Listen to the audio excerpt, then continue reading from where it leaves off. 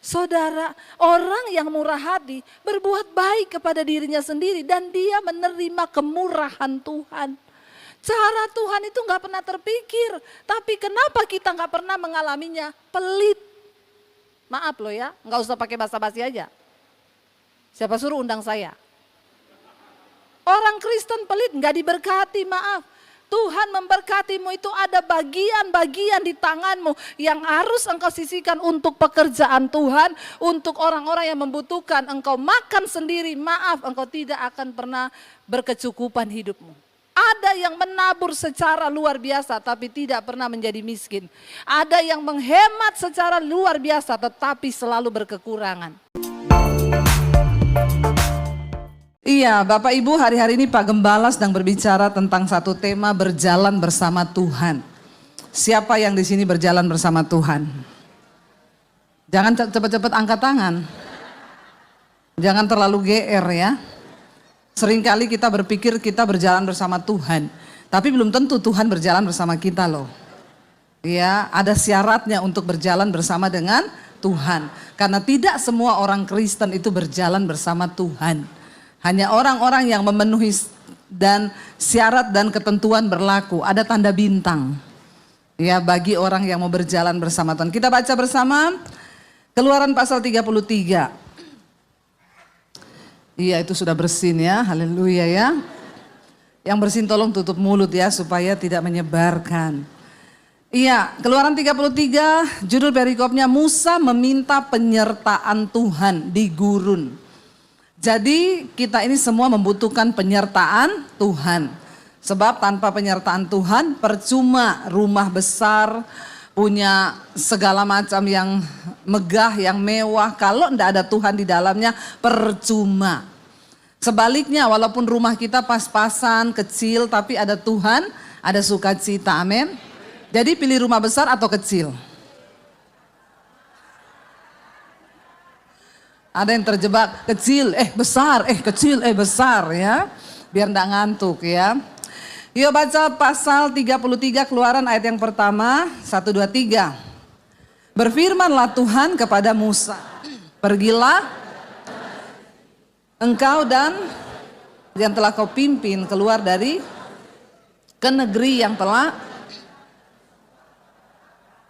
kepada keturunanmu akan kuberikan negeri itu. 2, aku akan mengutus seorang malaikat berjalan di depanmu dan akan menghalau orang Kanaan, orang Amori, orang Het, orang Feris, orang Hewi dan orang Yebus. 3, yakni ke suatu negeri. Sebab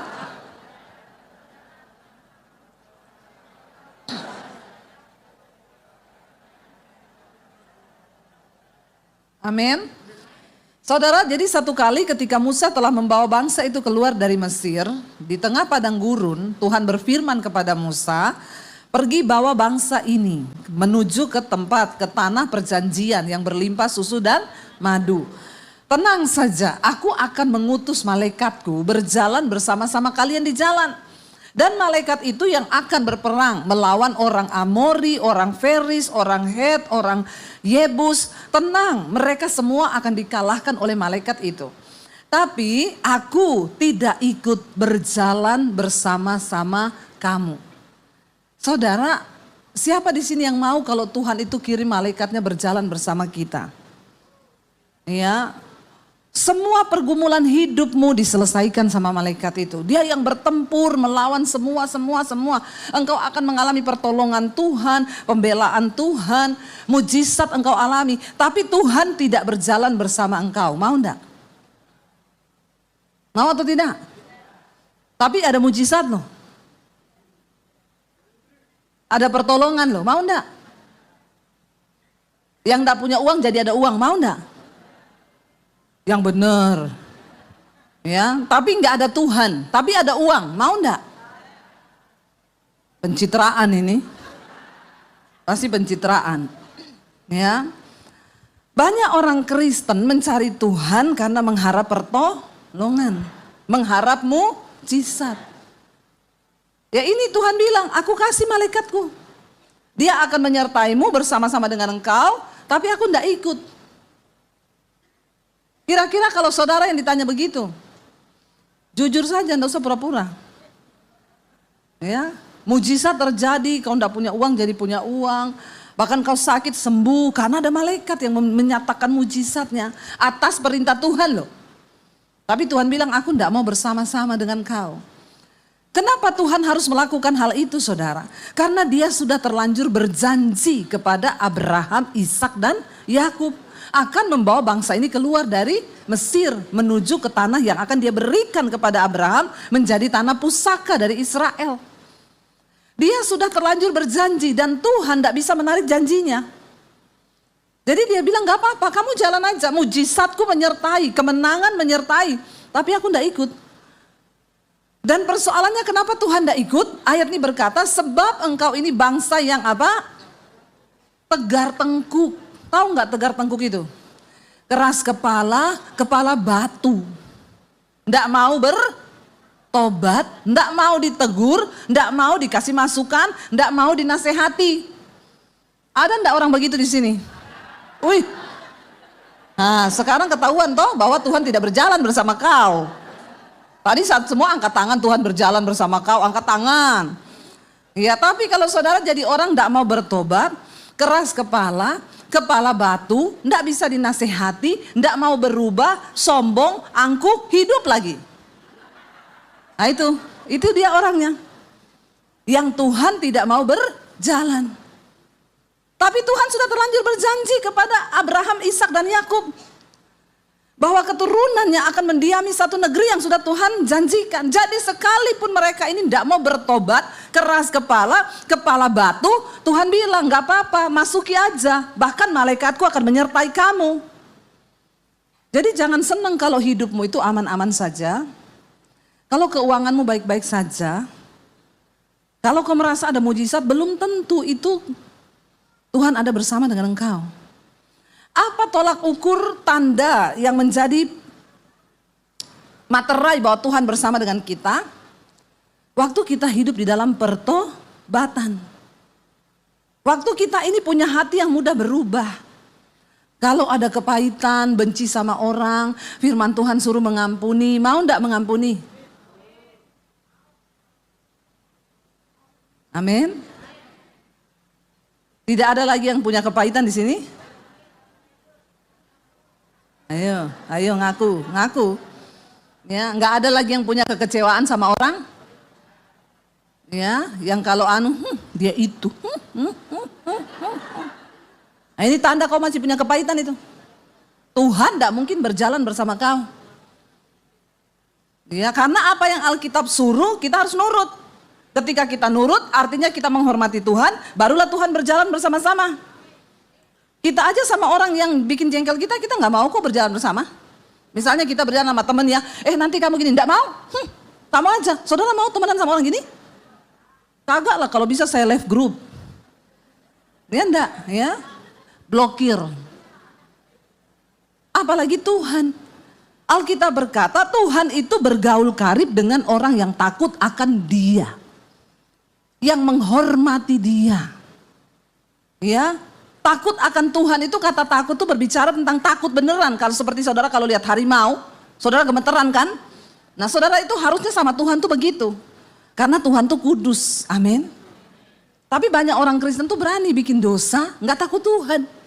Karena dia pikir Tuhan gak lihat. Ya dia pikir buktinya saya berdosa aja saya masih happy kok. Saya hidup dalam kepahitan juga saya masih hidup. Saya bersinah juga saya masih hidup kok sekarang. Selingkuh juga masih hidup kok saya. Jangan sesat, Allah tidak membiarkan dirinya dipermainkan karena apa yang ditabur orang itu juga yang akan dituainya. Amin. Jadi Tuhan bilang aku tidak bisa berjalan bersama-sama dengan engkau karena engkau ini bangsa yang tegar tengkuk. Ya, kepala batu, keras kepala, disuruh melakukan firman tidak mau. Nanti kalau hidupnya sudah ada masalah baru datang. Pak Wiryo, Bu Flora mau konseling. Minta didoakan. Coba kenapa saudara itu suka bolak-balik konseling. Enggak usah konseling, amin. Kalau ada masalah, datang cari tuh Tuhan. Tapi kan saya perlu curhat sama. Amin. Nggak usah cari manusia. Datang sama Tuhan, curhat sama Tuhan, doa, serahkan hidupmu, serahkan persoalanmu, nangis saja nangis. Ya, bolak-balik konseling, yang dikonselingi juga itu terus. Orang itu ya kan kalau konseling sama saya, Bu tolong dong Bu, kasih waktu dong Bu, saya ini mau konseling Bu, apa? Sebentar saya lagi pelayanan, Bu tolong dong, nanti 1 jam lagi, Bu tolong saya lagi seminar, Bu tolong dong, masa nggak mau loh, tolong dong. Akhirnya saya bilang, iya sekarang bisa telepon. Bu, saya ini sudah nggak mau hidup Bu, pergumulan saya berat, kenapa? Saya terlilit pinjol. Alah. Ya, urusannya pinjol. Ya, kenapa kau terlilit pinjol? Di sini ada yang kena pinjol? Gak usah angkat tangan, nanti saya baptis ulang. Saya rendam agak lama 20 menit. Supaya kau buka mata langsung di rumah Bapa di sorga. Lebih baik tubuhmu binasa tapi jiwamu selamat. Jangan saudara ya, kita ini kalau mau mencukupkan diri hidup dengan apa yang ada sebenarnya cukup. Sebenarnya cukup. Tapi kenapa hidup kita jatuh dalam persoalan terlilit utang, pinjol? Ya karena kebanyakan gaya. Oh, tul, ya toh? Ya, memang benar karena hukum fisika bilang tekanan itu berbanding lurus dengan gaya. Berarti semakin banyak gayamu, semakin banyak tekananmu. Makin banyak gaya, makin banyak Bilang kanan kirimu, gak usah banyak gaya kau. Biar gak banyak pergumulan. Bilang, biar gak banyak masalah. Hidup itu kalau apa adanya saja disyukuri, gak banyak masalah. Gak perlu pinjol. Kenapa bisa pinjol? Ya karena kebanyakan gaya. Kemarin itu loh ada orang nonton Bruno Mars. Gajinya sebulan 3 juta. Gaji untuk bulan depan di kasbon untuk beli tiketnya Bruno Mars. Bulan depan dia tidak ada uang mau hidup, saya suruh pindah ke Mars. Siapa suruh kau nonton Bruno Mars? Lebih baik kau pergi tinggal di Mars. Gaji untuk bulan ini sudah tidak ada, karena bulan lalu sudah kasbon buat beli tiket Bruno. Ini kan kalau saya bilang goblok ya. Maaf saudara. Otakmu tuh kau nggak pakai buat berpikir sesuai yang Tuhan mau. Kenapa cuma karena mau gaya-gayaan, mau nonton konser Bruno Mars? Gaji kan buat hidup 1 bulan. Ya, habis itu pinjol. Nanti kalau sudah begitu pinjol itu. Sekali pinjol, memang pinjol itu enak. Cuma dibilang begini, saya sering dapat ini, dikirimi SMS. Debbie Basir selamat, kau mendapat pinjaman sampai 50 juta. Cuma kirim foto pegang KTP. Nggak usah dibalas, langsung diblokir yang begitu-begitu itu. Blokir saja ya. Sekarang ini orang semua tawarin utang. Bank-bank itu loh telepon. Halo Ibu Debbie selamat siang, kami dari bank ini mau menawarkan hutang ya Bu ya. Ibu dapat fasilitas sampai 100 juta. Ya dan ini bunganya paling rendah, hanya Ibu yang kami tawarkan loh Bu. Saya bilang saya mau asal kredit tanpa angsuran. Ya, kalau cuma tanpa anggunan mau aku. Kalau kredit tanpa angsuran mau saya. Dipaksa, ambillah Bu, lumayan loh Bu, 100 juta loh Bu. Saya bilang saya enggak butuh uang. Loh Ibu masa enggak butuh uang? Buat apa buat apa? Enggak butuh. Ya mumpung ini dicicil loh Bu, saya enggak mau utang. Kenapa Bu? Udah mau kiamat. Kau jangan paksa-paksa saya utang. Nanti kalau saya enggak bisa bayar, saya masuk neraka. Kau juga yang bertanggung jawab. Amin Bapak Ibu. Jangan tergiur kalau tawar-tawari utang. Ya. Jangan mau. Pokoknya aku mencukupkan diri, firman Tuhan bilang, cukupkanlah dirimu dengan apa yang ada padamu. Kalau kita belajar mencukupkan diri mesti cukup. Kenapa jadi tidak cukup? Karena keinginanmu lebih besar dari kebutuhanmu. Makanya daging ini perlu ditekan. Nggak usah sok gaya-gayaan. Kalau nggak ada, ya bersyukur. Kalau ada, ya nata kehidupan. Ya kalau nggak ada, nggak usah. Saya dulu waktu masih miskin, saya pernah miskin loh. Bener loh. Ya. Dulu kita naik motor, punya motor 1, anak 3. Kalau pelayanan mau bawa anak-anak titip di mertua, naik motor bonceng 5. Benar, saya cerita benar. Ya, anak 3, kami berdua. Saya duduk paling pojok itu, tinggal di besinya motor itu loh. Teganya kau menertawakan saya. Ini kisah sedih, harusnya saudara menangis dan terharu. Ya, sampai kalau ada jeglongan saya bilang suami saya, hati-hati loh, aku jatuh loh, aku jatuh loh. Anak 3 di tengah, saudara. Ya, ada orang bilang, beli mobil aja, bisa cicil kok. Saya bilang, enggak, aku enggak mau utang. Biar saya menderita begini enggak apa-apa, yang penting saya enggak ada utang. Ada orang bergaya, saudara. Demi gaya, kelihatan wow. Ya, padahal gaji enggak cukup. Kau enggak berhikmat, akhirnya kau pinjam sana, pinjam sini, kau bikin repot hidupnya orang, kau sudah menjadi batu sandungan buat orang loh. Ya, saya jalani, mau susah senang ya nggak apa-apa. Saya dulu kalau dapat gaji 50.000, yang nomor 1 saya beli itu beras. Kenapa? Nggak ada yang lain nggak apa-apa, yang penting tetap ada beras, kita nggak lapar. Ya, masih bisa bikin bubur, kasih garam, udah enak makan dengan ucapan syukur, amin. Yang penting nggak dikejar utang, itu kan begitu hidup, ya. Jadi Tuhan itu memberikan kita kemampuan untuk bertahan hidup. Nggak akan ada orang itu kekurangan, kelaparan kalau kita menjalani hidup ini dengan benar di hadapan Tuhan. Ya, dan nggak ada orang meminta-minta kata Tuhan kalau kita mau bekerja. Saya dulu pernah jualan jus di pinggir jalan sampai jam 12 malam. Sudah pendeta, sudah. Ya, kadang lagi jualan gitu orang datang, "Ibu pendeta," ya iya, saya nggak malu. Yang penting saya nggak mencuri. Yang penting saya nggak utang kanan kiri. Saya mencukupkan diri saya. Sampai jam 12 malam saya jualan jus. Masih ada tempatnya di Solo sampai sekarang, kalau pergi ke Solo saya bilang sama suami, lewat di situ, lewat tempat kita jual jus dulu. Saya jalani, saudara. Apakah saya marah dengan Tuhan? No. Ya, saya tahu Tuhan harus mengizinkan setiap proses kita jalani, kita lewati, supaya kita itu hidup ini adalah proses pembelajaran. Setiap penderitaan yang kita alami itu akan membawa hidup kita ini semakin bijaksana. Kalau kita mau berjalan bersama Tuhan, ambil hikmah dari setiap proses. Jangan hidup dari dulu sampai sekarang gak berubah-berubah. Ada satu kesesatan yang paling menyesatkan di kalangan gereja dan orang Kristen yang sering kali tidak disadari. Apa itu? Waktu saudara menjadi orang Kristen, duduk puluhan tahun di kursi gereja, tapi hidupmu tidak pernah berubah. Itu sesat. Yang kepahitan tetap kepahitan. Yang marah tetap marah. Yang kecewa tetap kecewa. Yang merokok tetap merokok.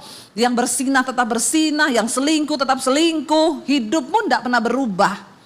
Engkau sedang tersesat. Makanya Yesus memberikan nasihat tentang pengajaran sesat. Yesus gak ngomong gini loh, hati-hati dengan pengajaran sesat. Kau nanti berdoa di bawah pohon tuh kau sesat. Enggak. Yesus bilang apa? Dari buahnya lah kau bisa tahu mana yang sesat, mana yang tidak. Dari buahnya, kalau hidupnya nggak berubah, ya dia tersesat, walaupun Kristen. Kenapa Tuhan nggak mau berjalan dengan bangsa Israel? Karena Tuhan bilang kamu itu keras kepala, nggak mau berubah. Tapi ada masalah minta didoakan terus, biar pendeta siapa yang turun dari langit mau doakan saudara. Kalau saudara sendiri tidak mau menjadi pelaku firman, percuma. Amin. Ya, apalagi mau konseling terus. Ya, Ibu Debbie, saya mau konseling, Bu. Suami saya itu loh, Bu. Suami saya itu pemarah, tukang selingkuh, pelit lagi. Hidup lagi. Ya, saya cuma bilang, doakan saja suamimu itu begitu. Ya, kok Ibu cuma suruh saya berdoa? Lalu saya mau suruh cerai? Alkitab bilang doakan. Masih bantah lagi saudara. Ibu sih enggak tahu suami saya. Aku enggak mau tahu suamimu. Karena itu suamimu, bukan suamiku. Ya. Ibu sih enggak rasa bagaimana suami saya. Ya aku mau rasa suamimu. Orang saya punya suami sendiri kok, ngapain saya rasa suami saudara. Ya, enak aja. Nanti nih, itu tapi ibu enggak tahu dia itu beginilah. Dulu siapa yang suruh kau nikah sama dia?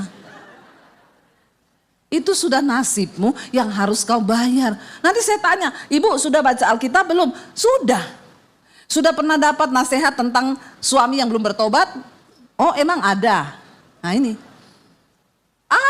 nasihat di Alkitab tentang suami yang belum bertobat. Apa itu? Nanti saya bacakan. Hai istri-istri, jika engkau bersuamikan seorang yang belum bertobat, maka menangkanlah suamimu tanpa perkataan, hanya dengan perbuatan, agar suamimu melihat bagaimana saleh dan murninya istrinya itu, sehingga dia bisa percaya kepada Tuhan Yesus. Nanti saya bacakan begitu itu. Oh, ada tuh di Alkitab. Lah berapa puluh tahun kau jadi Kristen, kenapa kau tidak tahu itu ayat? Kenapa hidup kita ini menderita? Cuma satu, karena saudara itu gak sungguh-sungguh mau membaca firman Tuhan dan melakukannya. Semua persoalan di hidup kita itu ada di Alkitab. Jadi gak usah cari-cari Bu Flora, gak usah cari-cari Pak Wiryo mau konseling. Orang yang konseling itu orang yang malas baca. Amin. Bilang kanan kirimu, bertobat. Gak usah konseling-konseling terus. Minta didoakan terus. Ya, kenapa kau konseling terus? Karena kau tidak mau baca Alkitab. Ada semua loh, jawabannya di Alkitab itu ada. Masalah apapun, keuangan ada, hutang piutang ada. Orang miskin ada karena kau malas gak mau kerja. Orang yang gak mau kerja janganlah ia makan. Ada di Alkitab. Tapi nanti jemaat kalau dikasih ayat itu kepahitan. Masa ada pendeta kasih saya ayat ndak kerja ndak makan. Lah, kalau kau menentang firman Tuhan, itu artinya engkau menentang Tuhan. Karena barang siapa yang tidak menjadi pelaku firman, engkau itu seperti orang yang mengamat-amati mukanya depan cermin, lalu dia lupa mukanya, lalu dia pergi. Orang seperti itu menipu dirinya sendiri. Amin Bapak Ibu. Ayo, Tuhan tuh mau berjalan bersama-sama dengan kita. Mari kita lihat dalam 1 Samuel pasal yang ke-15. Ayat 22 sampai ayat 23 saudara. 1 Samuel pasal 15 ayat 22 sampai ayat 23. Tuhan itu suka dengan ketaatan kita. Baca bersama dengan suara yang keras. Tetapi jawab Samuel, apakah Tuhan itu berkenan kepada korban bakaran dan korban sembelihan sama seperti mendengar suara Tuhan? Sesungguhnya mendengarkan lebih baik daripada korban sembelihan, memperhatikan lebih baik daripada lemak domba-domba jantan. Sebab pendurhakaan adalah sama seperti dosa bertenung, dan kedegilan adalah sama seperti menyembah berhala dan terafim. Saudara perhatikan, orang yang tidak mau bertobat itu disebut durhaka. Ya. Kita kalau sebut anak kurang ajar sama orang tua, itu sebutannya anak durhaka. Nah kita ini anak Tuhan. Tapi kalau kita menentang Tuhan, tidak mau mendengarkan firman Tuhan, gak mau menjadi pelaku firman, berarti kita ini anak. Dan ayat ini berkata, dosa pendurhakaan sama seperti dosa bertenung. Dan kedegilan, apa itu kedegilan? Hatinya itu keras, keras hati, kepala batu, degil. Ya, itu sama dengan penyembah berhala. Jadi orang yang tidak mau bertobat, kenapa tadi saya bilang sesat? Karena ternyata memang orang yang durhaka dosanya itu setara dengan penyembah berhala. Makanya Yesus bilang sesat. Dosa pendurhaka itu seperti dosa bertenung. Itu bobotnya sama loh di hadapan Tuhan. Kalau kita hidup menjadi orang percaya, tapi hidup kita gak berubah-berubah. Kita ini dikatakan sama dengan orang penyembah berhala, sama dengan orang bertenung. Tapi kelihatannya kan gak berdosa toh. Cuma gak mau berubah toh. Padahal dosanya di hadapan Tuhan sama dengan penyembah berhala. Ngeri gak saudara? Ngeri, makanya seringkali kita tidak menyadari kita ini hidup di bawah kutuk. Hidup kita gak pernah berubah, nasib kita gak pernah berubah. Kenapa? Karena karakter kita tidak berubah. Nah kalau sudah begitu, jangan harap Tuhan mau berjalan bersama-sama dengan kita saudara. Orang yang berjalan bersama Tuhan bukan berarti tidak ada masalah. Yusuf berjalan bersama dengan Tuhan. Ketika dia mendapatkan mimpi, akan dipakai Tuhan menjadi seorang yang nanti berpengaruh di Mesir. Ketika Yusuf mendapatkan visi dari Tuhan, dia cerita visinya, justru hidupnya masuk dalam masalah. Dia mau dibunuh sama keluarganya, dia dijual sebagai budak, dia jadi budak di Mesir. Apakah orang yang berjalan bersama Tuhan tidak ada masalah? Justru banyak masalah. Tetapi apa perbedaannya saudara? Waktu kita berjalan bersama dengan Tuhan, ya, sekalipun ada masalah, kita memperoleh kekuatan. Orang yang berjalan dengan Tuhan ada damai sejahtera.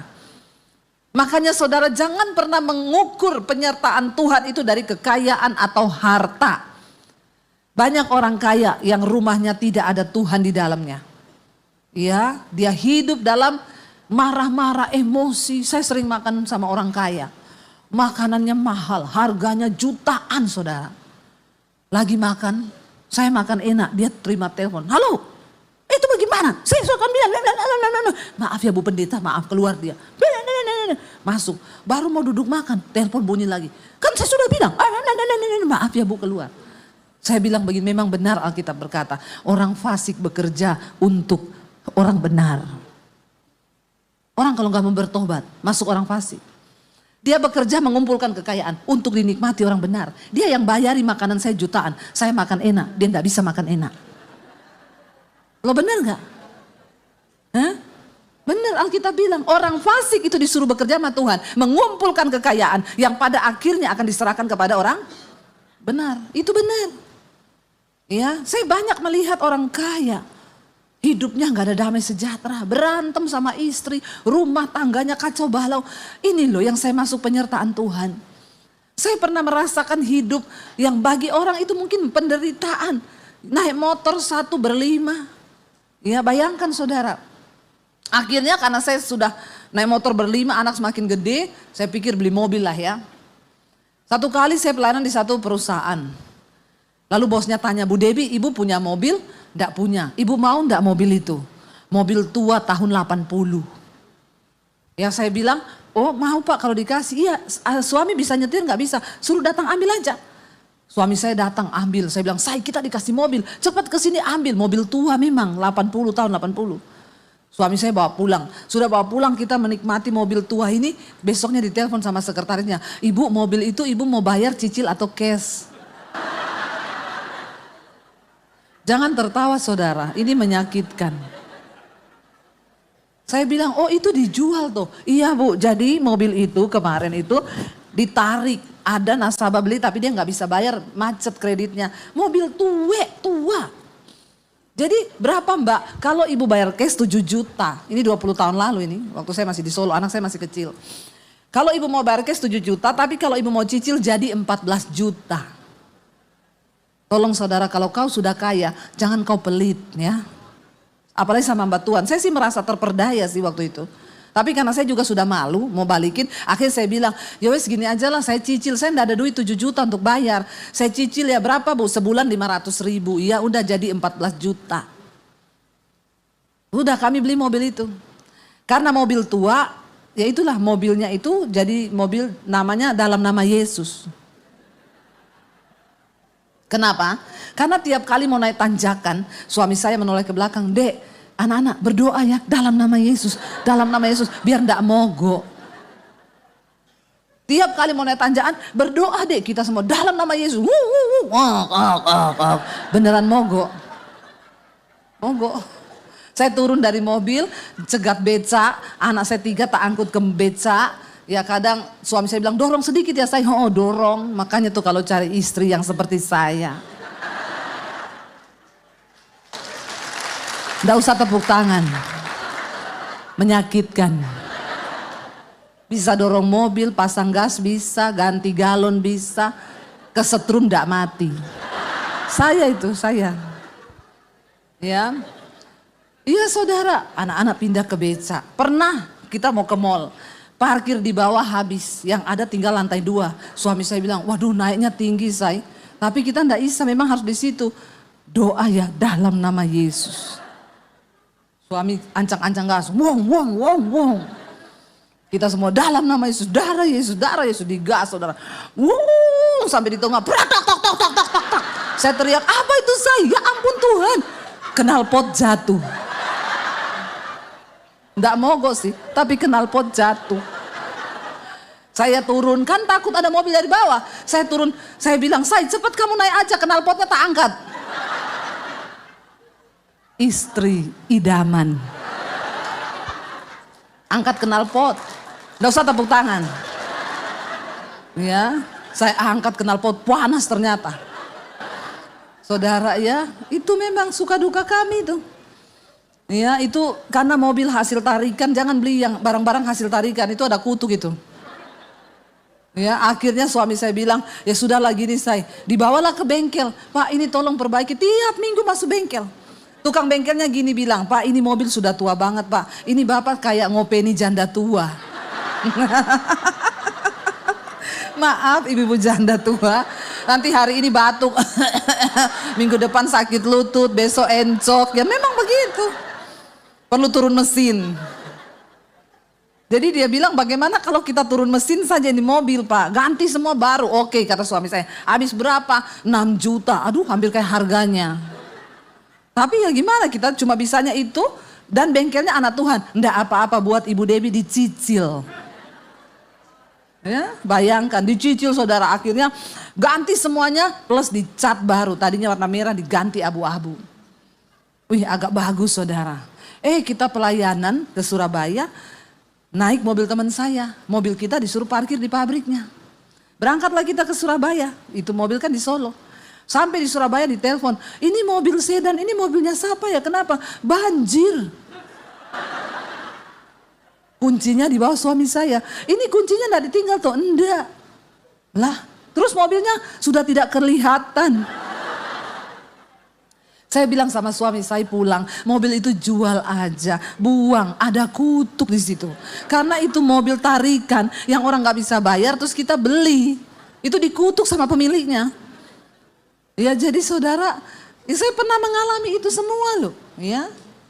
Jangan pernah melihat kita yang hari ini, karena semua orang itu pasti punya cerita. Tapi di saat itu apakah saya nggak bersyukur? Saya bersyukur. Mau pelayanan teman saya telepon, kita kan nanti KKR-nya di sini jauh ya. Aku tak nebeng di mobilmu ya, soalnya saya naik motor, ini kan udah mendung. Oh iya datang aja. Datanglah dia, motornya parkir di rumah saya. Naik mobil, hujan deras, kebanjiran di mobil, hujan bocor. Dia susah tempel-tempelin tisu, dia bilang kalau tahu tadi saya naik motor saja daripada begini naik mobil, tapi bocor sana bocor sini. Saudara, tapi ya kami menikmati dengan ucapan syukur. Memang kita harus melewati itu. Berjalan bersama Tuhan bukan berarti nggak ada masalah, tapi ada damai sejahtera. Ya, ketimbang orang lain yang kelihatannya wow, tapi dalam hidupnya nggak ada damai sejahtera, buat apa? Ya, ketika orang-orang hebat di Alkitab berjalan bersama Tuhan, mereka melewati semua kesusahan. Tapi apa yang pada akhirnya membuat mereka bersuka cita? Karena mereka taat mendengar suara Tuhan. Makanya Alkitab berkata, berbahagialah kalau kamu menderita karena kebenaran. Karena roh kemuliaan itu ada padamu. Kita menderita karena kebenaran, bersyukur. Jangan sampai kita menderita karena kebodohan kita sendiri, karena dosa kita. Tapi kalau kita menderita karena kehendak Tuhan, mengucap syukurlah. Itu berarti roh Allah, roh kemuliaan ada di dalam hidup kita. Amin. Waktu kita mengucap syukur bersama Tuhan, berjalan bersama Tuhan, Tuhan itu pasti menyatakan kemuliaannya. Kita lihat yang terakhir, Musa berkata apa kepada Tuhan? Kembali ke Keluaran 33 ayat yang ke-12 saudara. Akhirnya Musa berkata begini kepada Tuhan. Baca bersama ayat yang ke-12. Lalu berkatalah Musa kepada Tuhan, memang engkau berfirman kepadaku, suruhlah bangsa ini berangkat. Tetapi engkau tidak memberitahukan kepadaku siapa yang akan kau utus bersama-sama dengan aku. Namun demikian engkau berfirman, aku mengenal namamu dan juga engkau mendapat kasih karunia di hadapanku. 13, maka sekarang jika aku kiranya mendapat kasih karunia di hadapanmu, beritahukanlah kiranya jalanmu kepadaku sehingga aku mengenal engkau. Supaya aku tetap mendapat kasih karunia di hadapanmu. Ingatlah bahwa bangsa ini umatmu. Ayat 14. Lalu ia berfirman, aku sendiri hendak membimbing engkau dan memberikan ketenteraman kepadamu. 15. Berkatalah Musa kepadanya, jika engkau sendiri tidak membimbing kami, janganlah suruh kami berangkat dari sini. 16. Dari manakah gerangan akan diketahui bahwa aku mendapat kasih karunia di hadapanmu? Bukankah karena engkau berjalan bersama-sama dengan kami, sehingga apa? Aku dan umatmu ini dibedakan dari segala bangsa yang ada di muka bumi. Waktu Tuhan berjalan bersama dengan kita, Alkitab berkata, kita ini berbeda dengan orang yang ada di luar Tuhan. Waktu Tuhan berjalan bersama kita, ada damai sejahtera di hidup kita. Saat ini orang dunia sedang ketakutan. Semua tidak mengerti nanti ke depan apa yang akan mau terjadi. Ya, Yesus berkata orang-orang dunia di akhir zaman akan mati ketakutan berhubung dengan berita-berita yang akan didengar. Ya, hari ini banyak orang ketakutan, lempeng bumi mau bergerak. Banyak yang tanya, ibu nggak mau lari ke Singapura? Ya, saya bilang, ibu nggak mau lari ke luar negeri? Saya bilang, biar kau mau lari ke Mars, ke Pluto sana. Kalau sudah waktunya mati, mati. Nggak usah berpikir mau lari kemana. Hari ini lakukan bagian kita, mencari perkenanan Tuhan. Soal mati atau tidak, itu urusannya Tuhan. Soal ini lempengan bumi mau bergerak atau tidak, walaupun manusia sudah memprediksi setiap ratusan tahun terjadi, kalau Tuhan berkata tidak, tidak akan terjadi. Amin. Bagian kita, ayo taat pada Tuhan. Sebab dia lebih suka hati yang mendengar daripada sekedar mempersembahkan korban. Ketaatan kita itu yang Tuhan suka. Hari ini saudara, jangan pernah engkau hidup berjalan sendiri. Libatkan Tuhan dalam hidup kita. Lukas pasal yang ke-6, ayat 35 dan ayat 36, mari kita baca bersama 1, 2, 3. Tetapi kamu kasihilah apa? Musuhmu dan berbuatlah baik kepada mereka. Dan apa? Pinjamkan dengan tidak mengharapkan balasan. Maka apa? Upahmu akan besar dan kamu akan menjadi anak-anak Allah yang maha tinggi. Sebab apa? Ia baik terhadap orang-orang yang tidak tahu berterima kasih dan terhadap orang-orang jahat. Ayat 36. 1, 2, 3. Hendaklah kamu murah hati sama seperti Bapamu adalah murah hati. Mengapa kita harus menjadi orang yang berkarakter murah hati saudara? Karena ayat ini dengan jelas berkata Bapamu itu murah hati. Menjadi umat yang menjadi sama seperti Kristus salah satunya adalah murah hati. Saya selalu berkata begini, orang dunia itu kalau cuma kita doakan dia nggak terasa. Ya, kita doain tok, ya nggak perasa dia. Makanya Yesus berkata, ikatlah persahabatan di dunia ini dengan mamon. Ya, karena orang dunia itu lebih cerdik daripada anak Tuhan. Saudara, ayat ini berkata kita harus murah hati karena Bapa kita itu murah hati. Kita bersyukur punya Bapa yang murah hati. Kalau enggak, udah binasa kita semua. Kalau Bapak kita nggak murah hati, hari ini kita nggak ada di sini. Hari ini saya tidak mengenal Kristus. Mungkin saya nggak tahu atau saya sudah mati hari ini bunuh diri. Kalau dia Bapak yang nggak murah hati. Kita ini selalu menyakiti hati Tuhan. Ada banyak hal yang kita lakukan, kita tahu kebenaran. Tapi kita selalu saja melakukan yang jahat. Untung kita punya Bapak yang murah hati. Ya, orang yang murah hati itu murah, namanya itu murah hati. Murah hatinya itu di dalam memaafkan dia murah. Di dalam mengampuni dia murah. Di dalam memberi juga dia murah. Bahkan tingkatannya lebih daripada orang dunia. Kita balik kepada ayat 35 tadi di sana. Ada salah satu contoh murah hati yang sangat luar biasa. Ayat ini berkata, tetapi kamu kasihilah siapa? Ayat ini nggak berkata, tetapi kamu kasihilah sahabat baikmu, yang baik banget sama kamu, yang sudah berbuat baik, kasihilah dia. Enggak.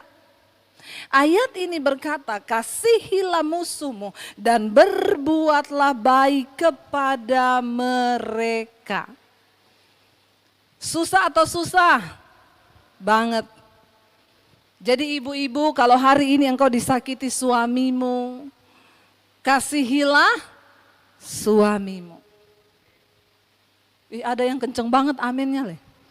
Jangan-jangan sering tersakiti atau menyakiti. Ya. Siapa yang di sini punya musuh? Coba angkat tangan yang punya musuh. Enggak ada musuh semuanya. Luar biasa ya.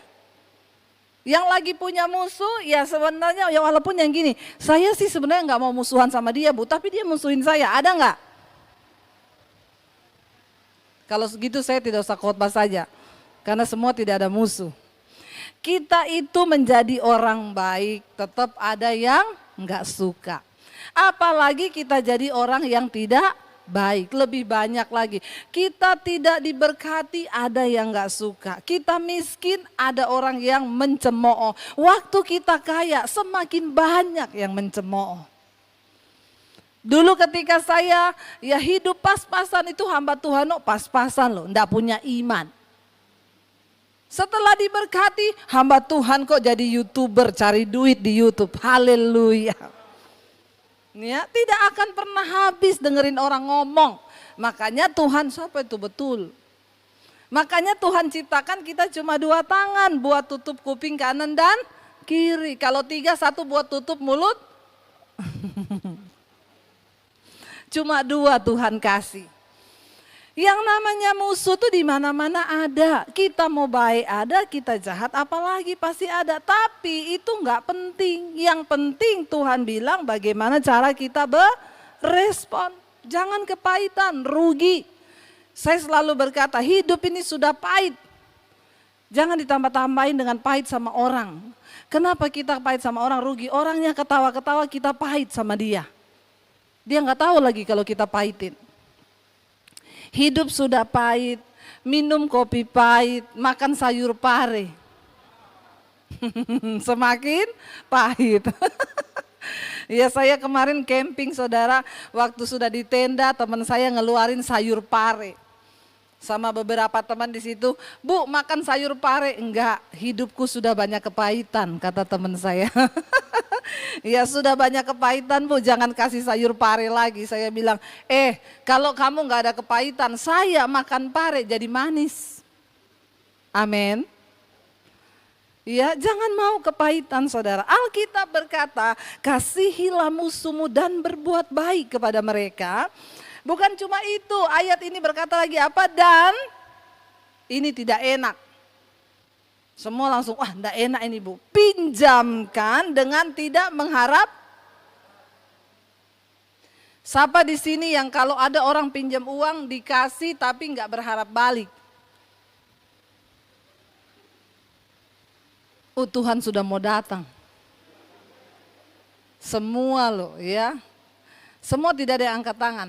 Yang ngasih pinjam tapi berharap balik. Enggak ada juga Pak. Yang sama sekali nggak ngasih pinjam orang. Terus maunya saudara itu apa? Hidupmu datar sekali ya. Kok nggak ada apa-apa yang di dalam hidup itu? Sekali lagi saya tanya, yang ngasih pinjam tapi nggak berharap ganti. Nggak apa-apa, angkat tangan saja. Nggak ada ya, yakin nggak ada. Yang ngasih pinjam tapi berharap ganti. Ada beberapa. Yang ngasih, tidak pernah ngasih pinjam sama sekali. Kayaknya semua nih Pak. Nah sekarang kita mau mendengarkan prinsip kerajaan Allah, bukan prinsip kita. Ayat ini berkata, dan berikan pinjaman dengan tidak mengharapkan balasan. Caranya gimana Bu?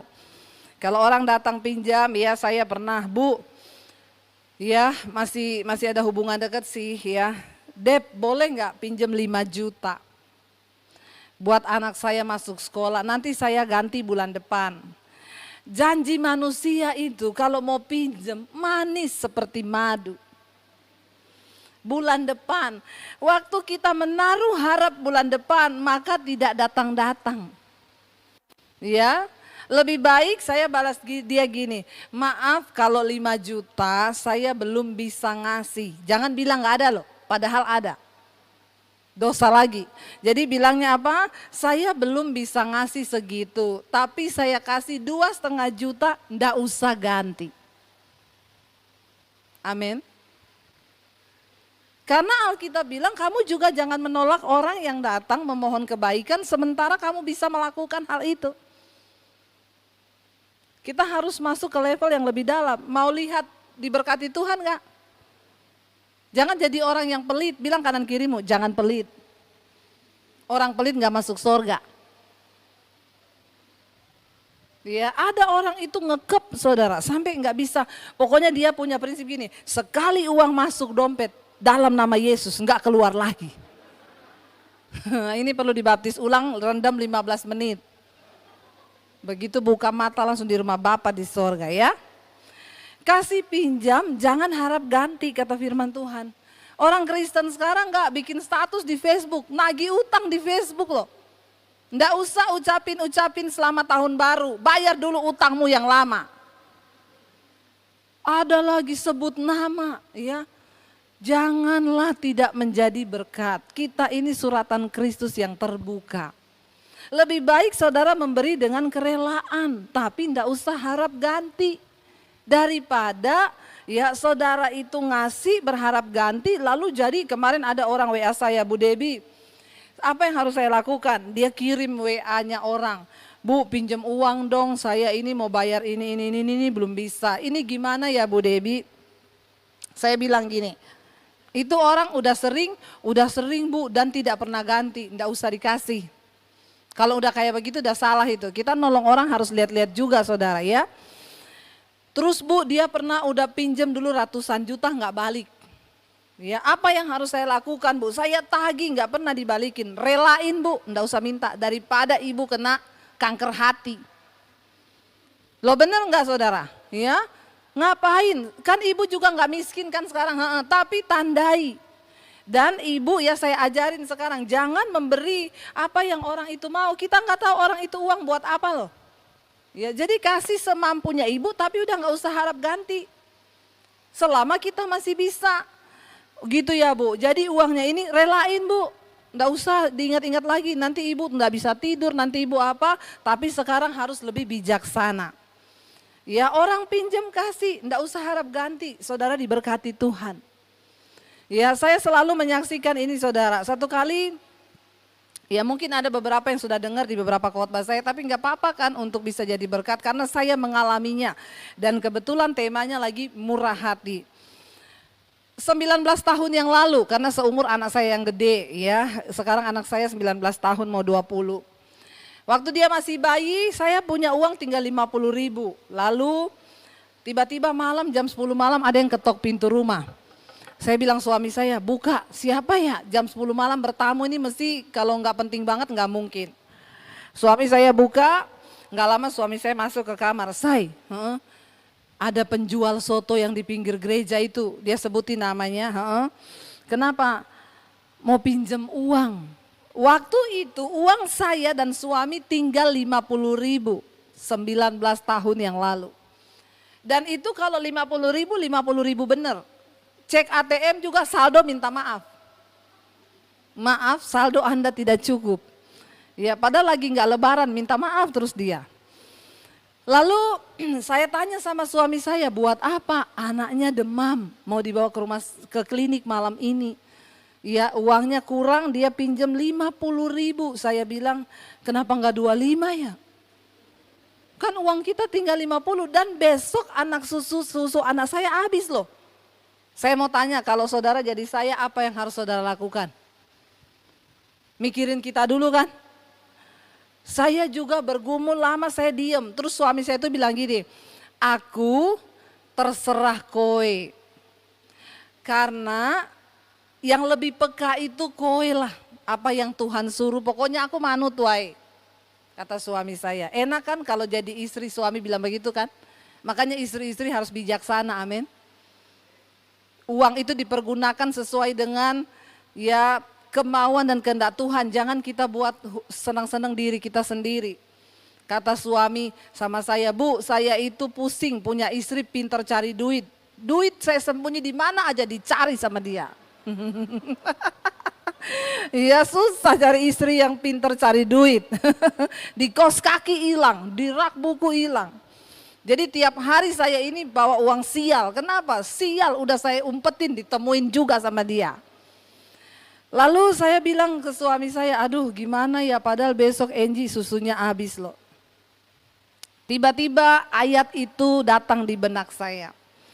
Kesusahan sehari cukup untuk sehari. Besok ada kesusahannya sendiri. Kenapa kita perlu baca firman? Karena Tuhan berbicara mengingatkan firman. Tuhan itu tidak muncul dalam bentuk asap-asap. Wow, ya itu sembokong. Kalau Tuhan itu dia mengingatkan firman yang pernah kita baca, bukan drama Korea.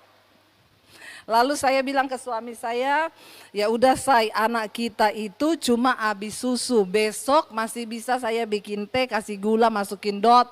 Atau masak nasi itu loh, ada airnya putih, masukin kasih gula. Ini kisah nyata saudara, saya enggak bohong loh. Saya pernah ada di masa-masa seperti itu. Makanya kalau jemaat tuh datang sama saya, Bu, saya kesulitan hari-hari ini, suami saya enggak kerja, Bu. Masih bisa makan? Masih, Bu, tapi mau bayar cicilan enggak ada. Sudah berapa lama mengalami? 2 bulan, Bu. Saya bertahun-tahun. Ya, tapi saya tidak pernah mengandalkan manusia. Waktu kekurangan uang saya enggak pernah datang ke kakak ipar pinjam, datang ke mertua pinjam. Enggak, hamba Tuhan enggak boleh pinjam uang. Berlutut di kaki Tuhan. Supaya kita melihat mujizat. Tapi kan Tuhan enggak terlihat, Bu. Penggadaian terlihat, menyelesaikan masalah tanpa masalah. Ya, yang hafal slogannya itu berarti member.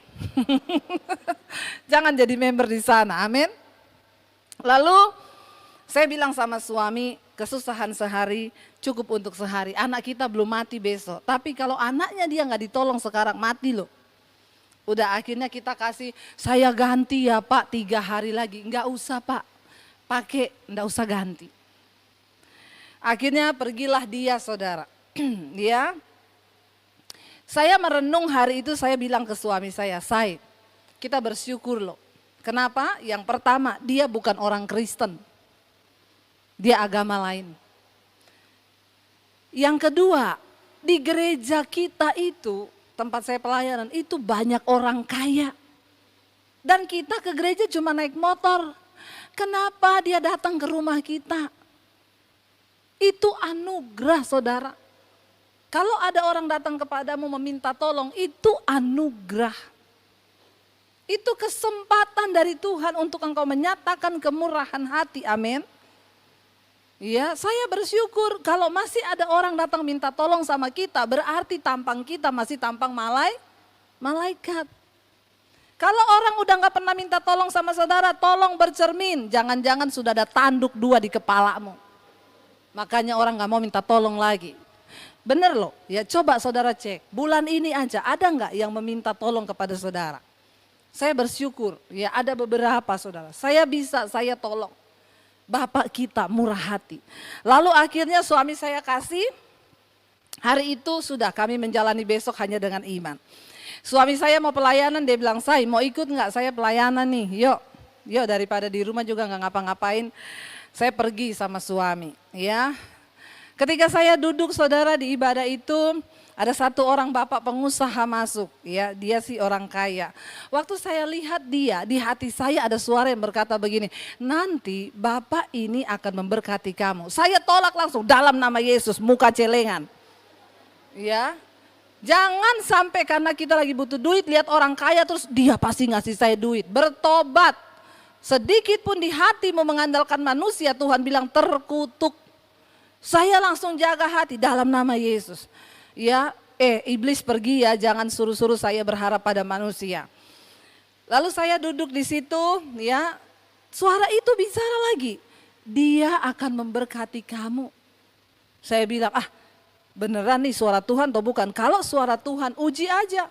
Jangan datangi Bapak itu, Pak, tatap mata saya. Tuhan berkata, Bapak harus memberkati saya. Itu bukan nubuat, lu buat-buat. Ya, ada pernah jemaat begitu, telepon pagi-pagi, Bu Debi, iya saya tadi malam ada di jemaat waktu ibu khotbah di gereja kami. Iya, jadi gini Bu, saya mau sampaikan sesuatu Bu. Kenapa? Waktu ibu lagi khotbah, Tuhan bicara sama saya jelas. Apa ya? Tuhan bilang minta uang ke Bu Debi. Terus saya kaget kan, oh kenapa emangnya? Saya ada masalah Bu, saya pakai uang orang 6 juta Bu. Nah hari ini saya ditagih, saya nggak punya uang. Tapi tadi malam jelas Tuhan bilang minta ke Ibu Dewi. Saya bilang, oh makanya waktu saya pulang Tuhan bicara sama saya. Apa Bu? Tuhan bilang, jangan dikasih. Kau mau tipu-tipu kah? Kau mau tipu-tipu? Ya, kalau dari Tuhan itu enggak perlu gitu-gitu. Tunggu aja, Tuhan enggak perlu direkayasa. Lalu saya duduk gitu, saya tunggu. Sudah makan-makan, sudah selesai, tidak terjadi apa-apa. Saya bilang, oh cuma suara hati, dasar mata duitan, bertobat. Pulang. Waktu kita pulang di depan pintu, Bapak itu salaman. Ketika dia salaman dengan saya, dia bilang gini, Tuhan suruh saya memberkati kalian. Saya kaget, lalu dia bilang gini, dia juga sudah sepuh ya, dan dia juga pengusaha, dan dia juga hamba Tuhan. Dia panggil kami berdua duduk di kursi, saya mau berdoa buat kalian, memintakan berkat dari Tuhan. Terus saya bilang gini, oh Tuhan terima kasih, ternyata berkatnya itu doa. Doa itu juga berkat loh, amin. Apalagi sertai duit. Bukan cuma doa, doi juga, doi orang Manado bilang. Akhirnya saya duduk didoakan berdua sama suami. Tiba-tiba dia bilang gini, saya ini hanya mau menuruti Tuhan, Bu. Tuhan suruh hari ini yang ada di dompet saya sekarang semua suruh kasih ke Bapak sama Ibu. Saya bilang, yang benar Pak, iya benar. Nih ya, saya keluarin semua ya, saya mau taat sama Tuhan, dia bilang. Lalu dia ambil dompetnya, dia keluarin semua. Saya bilang, Bapak pulang nanti ongkosnya mana Pak? Saya pinjamin aja 50.000. Iya. Dia bilang, oh saya kan ada sopir Bu, nggak apa-apa ini ya, tolong diterima bukan dari saya, dari Tuhan. Udah mau pulang, Bu, ada rekening BCA nggak? Ada Pak, berapa? Nggak hafal. Sekarang hafal 785034024. Dulu nggak hafal tapi nggak usah ditulis di status WA juga itu nomor rekening ya.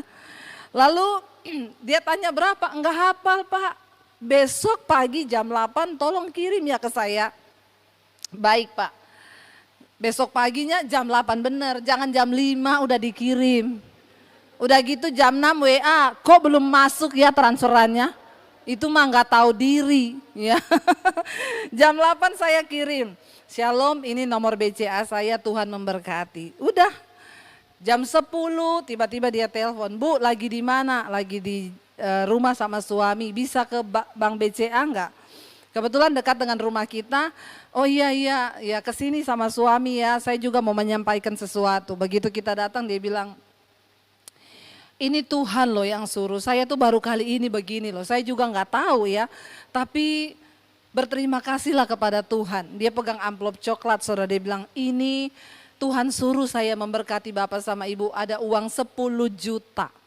20 tahun yang lalu loh, 10 juta, tolong diterima ini dari Tuhan bukan dari saya. Jangan nanti pulang saudara cari-cari orang yang mau pinjam 50.000 ya. Akhirnya kami pulang, saudara, saya bilang ke suami saya, kayaknya kemarin itu malaikat deh yang datang sama kita. Sering kali Tuhan itu mau memberkati, tapi dia mau lihat dulu sikap hatimu. Saya diminta yang ada pas-pasan 50.000 yang ada pada saya. Suruh kasih semua. Dan kita mau taat. Ya, kenapa? Karena Bapak kita murah hati. Ya, saya menerima itu berlipat kali ganda. Kenapa saudara? Karena ayat ini berkata begini. Coba kita baca ayat yang kedua. Mari kita buka bersama. Matius pasal yang kelima ayat yang ketujuh. Injil Matius pasal yang kelima ayat yang ketujuh. Apa kata firman Tuhan di sana? Firman Tuhan berkata, berbahagialah orang yang murah hatinya karena mereka akan beroleh apa? Kemurahan. Saudara mau menerima kemurahan tapi engkau enggak murah hati, mimpi. Alkitab itu selalu ada sebab, ada akibat. Tuhan harus punya alasan untuk memberkati hidup kita. Amin. Saya bilang sama suami saya, kayaknya kalau kemarin kita nggak ngasih uang itu, mungkin hari ini kita nggak lihat berkat Tuhan. Tapi karena kita berani, sebenarnya menabur itu bukan soal kaya atau tidak, tapi sikap hati. Engkau murah hati itu jangan beralasan gini, Bu saya nggak bisa memberi, orang saya aja miskin. Makanya engkau miskin terus. Maaf loh, saya pernah ada di situ. Mengalami yang namanya makan aja susah, tapi sorry, saya tidak miskin di dalam kekayaan hati. Tuhan tuh melihat. Satu kali saya pelayanan di Kota Palu, seminar hamba-hamba Tuhan. Saya ketemu beberapa teman sekolah Alkitab dulu saudara. Mereka pelayanan di desa-desa. Lalu salah satu teman saya, gimana kabar, gini-gini, saya lihat kasihan mereka. Lalu saya bilang, minta nomor HP dong. Dia ketawa. Apa Dep? Nomor HP? Kita enggak pakai HP. Syok saya, hari gini enggak pakai HP. Iya, kenapa? Lah perpuluhan jemaatku itu cabe, tomat, ubi, singkong. Aduh, saya terpukul sekali dan juga memang di daerah kita tuh sinyal masih susah. Jadi memang kita nggak beli HP, nggak perlu pakai HP. Waktu saya ngobrol-ngobrol sama mereka, tiba-tiba saya dapat suara Tuhan di hati. Kamu pergi ke ATM, ambil sejumlah uang ini. Berikan kepada mereka 5 orang. Tuhan gak bilang waktu itu 1 orang 500.000, enggak. Juta 1 orang. Saya langsung tengking itu suara dalam nama Yesus. Ini bukan dari Tuhan, dari setan ini. Kenapa? Karena di rekening saya gak ada duit banyak waktu itu. Gak ada. Saya bilang Tuhan, please. Iya 5 menit lagi. Padahal saya baru pembukaan loh. Ya udah ya kita cepat aja ya saudara. Saudara, saya uang di rekening saya segitu tuh, aduh itu sudah anugerah banget. Saya bilang Tuhan ini kayaknya salah, saya nggak mau dengar suara ini. Saya berusaha tutup telinga hati dan telinga saya beneran. Suara itu mendesak saya pergi ambil ke ATM. Dan saya nggak ngomong sama suami karena memang yang pertama laki-laki itu lebih pakai logika kan. Dan kebetulan suami saya sudah mempercayakan uang untuk saya memberkati. Dia bilang kamu lebih peka. Jadi kamu urus sendiri, kalau ada yang Tuhan suruh lakukan aja. Aku sudah melihat bagaimana Tuhan menyertai istriku ini, kata suami saya. Harusnya istri-istri di sini juga begitu, amin. Nggak ada amin. Lalu saudara saya nggak ngomong suami saya bergumul sendiri, kan nggak ada yang tahu kan. Sebenarnya saya kasih dan tidak ada yang tahu kan. Tapi di sini itu saya enggak. Akhirnya saya panggil satu pengerja di gereja itu. Mas, iya Bu, tolong anterin saya naik motor aja. ATM deket sini mana, ada enggak? Oh ada, ayo. Kita pergi ke ATM. Saya masukin kartu, saya tarik. Tulisannya apa? Maaf, saldo di dalam bank ATM ini tidak mencukupi. Wah saya bilang haleluya, puji Tuhan 12 kali. Berarti Tuhan tidak menghendaki. Ya, kenapa saudara? Kalau kita disuruh kita punya uang 10 juta, suruh kasih orang 1 juta, rela enggak? Masih rela, itu cuma kecil.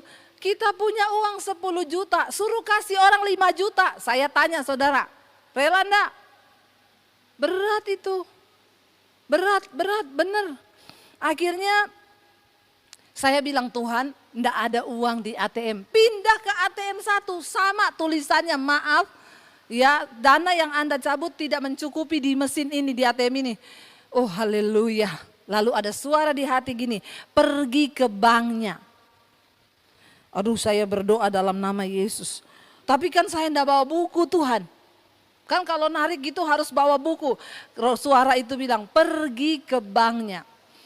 Akhirnya saya masuk ke bank, saya tanya, Mbak saya mau tarik uang segini-segini bisa nggak? Tapi saya enggak bawa buku, saya tinggal di Jakarta dan itu kan luar pulau saudara. Oh nggak apa-apa Bu, yang penting ada KTP kan?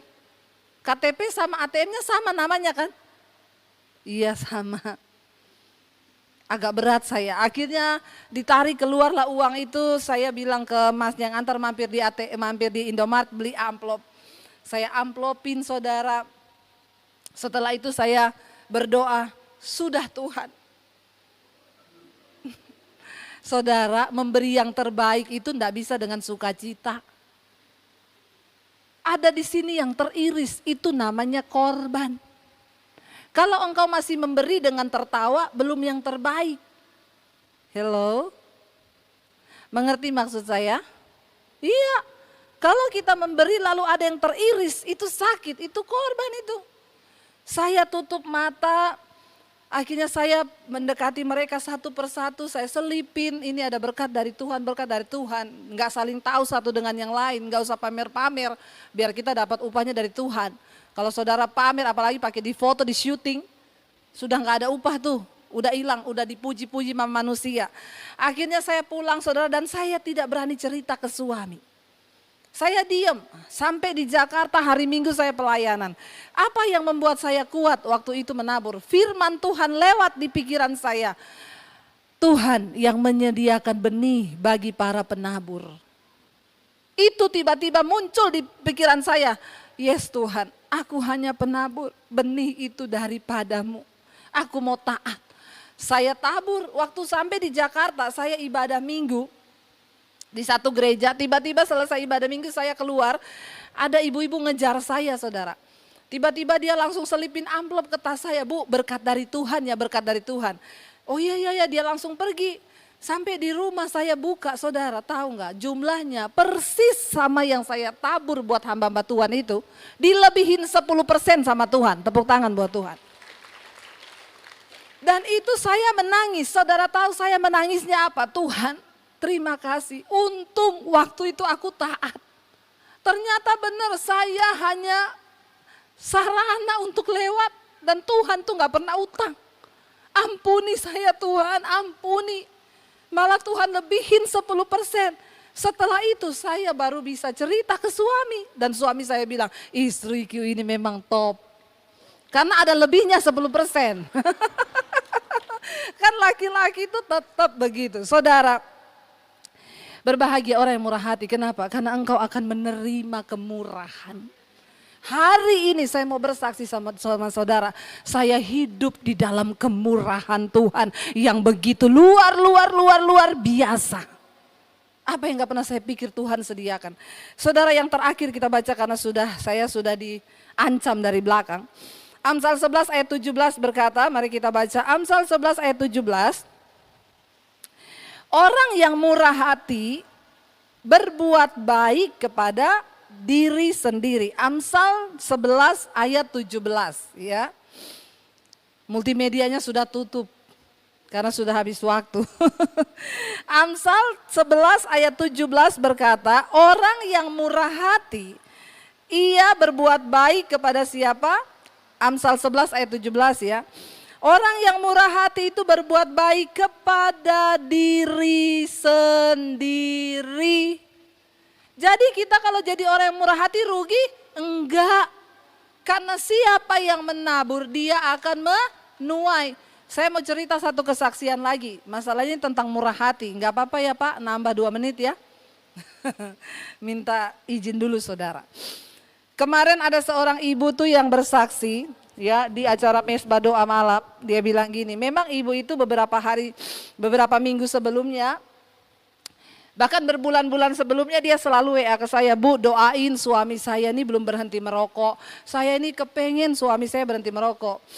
Dan berikutnya juga Bu doain, saya ini kan orangnya suka menabur. Saya suka menabur buat pekerjaan Tuhan. Saya suka menabur untuk hamba-hamba Tuhan. Termasuk saya setiap bulan dia tabur. Ya tapi suami saya itu enggak mau ngerti Bu. Dia marah kalau tahu saya menabur. Jadi sekarang saya menabur itu dari uang pribadi yang suami kasih buat saya. Dari situ saya menabur, saya bayar perpuluhan, saya menabur hamba-hamba Tuhan. Terus saya bilang gini, Bu mulai sekarang ibu gak usah tabur saya lagi Bu. Saya juga tidak mau ibu menabur tapi ibu jadi batu sandungan di depan suami. Oh enggak Bu Debbie, enggak, saya melakukan itu dengan iman. Please ibu jangan menolak ya, sudah itu imannya. Lalu beberapa waktu sebelumnya dia pernah ngomong gini, Bu doakan juga saya mau renovasi rumah. Jadi kami ini beli rumah baru beberapa tahun lalu, sudah terlanjur mau direnov pas pandemi ini. Jadi Bu, saya terpaksa harus pakai uang tabungan untuk merenov.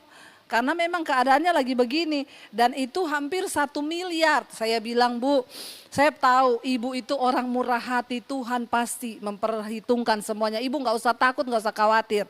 Tiba-tiba suaminya batuk gak bisa berhenti. Sesak napas, periksa ke dokter. Dokter bilang, Pak, ini Bapak sudah kena sakit ya, masalah di jantung. Saya kurang jelas sakitnya itu apa. Tapi yang pertama Bapak harus berhenti merokok. Akhirnya ibunya telepon saya, Bu, puji Tuhan suami saya berhenti merokok, Bu. Ya, dan tadinya dia kalau saya nonton mesbah doa marah-marah, sekarang sudah enggak. Dia juga takut mati, Bu. Jadi sekarang dia bilang kalau jam 8 mesbah doa tuh sana. Dulu pada lu ngapa mesbah doa sok rohani. Sekarang takut mati, Bu. Akhirnya mereka renov rumah. Tiba-tiba ibu ini waktu mau tidur malam dia bilang gini, tiba-tiba Bu saya dengar suara di hati itu berkata begini, kenapa kamu nggak klaim asuransi suamimu? Kan dia punya asuransi, dia kan udah sakit jantung. Terus dia tiba-tiba kaget, dia bilang sama suaminya, saya mau coba klaim asuransi. Suaminya bilang, ya apa dapat, ya coba aja kalau kamu mau, urus aja sendiri. Suaminya telepon dokternya, dok itu kalau saya klaim, oh bisa Bu, karena itu penyakitnya sudah serius loh, gini, coba aja nanti saya bikinin suratnya. Diklaim, saudara tahu, dia bilang ibu Tuhan tuh ajaib. Klaim asuransi turun 1 M. Kok nggak wow ya? Saking terpesona. Turun 1 M dan dia sudah stop bayar polisnya. Harusnya dia hitung-hitung masih sekitar 2 M, suami istri bayar, stop dapat 1 M, diganti uang renovasi rumah. Ayat ini berkata, saudara, orang yang murah hati berbuat baik kepada dirinya sendiri dan dia menerima kemurahan Tuhan. Cara Tuhan itu gak pernah terpikir, tapi kenapa kita gak pernah mengalaminya? Pelit. Maaf loh ya, gak usah pakai basa-basi aja. Siapa suruh undang saya? Orang Kristen pelit, gak diberkati, maaf. Tuhan memberkatimu itu ada bagian-bagian di tanganmu yang harus engkau sisihkan untuk pekerjaan Tuhan, untuk orang-orang yang membutuhkan. Engkau makan sendiri, maaf, engkau tidak akan pernah berkecukupan hidupmu. Ada yang menabur secara luar biasa tapi tidak pernah menjadi miskin. Ada yang menghemat secara luar biasa tetapi selalu berkekurangan. Minta supaya Tuhan kasih kita kemurahan hati.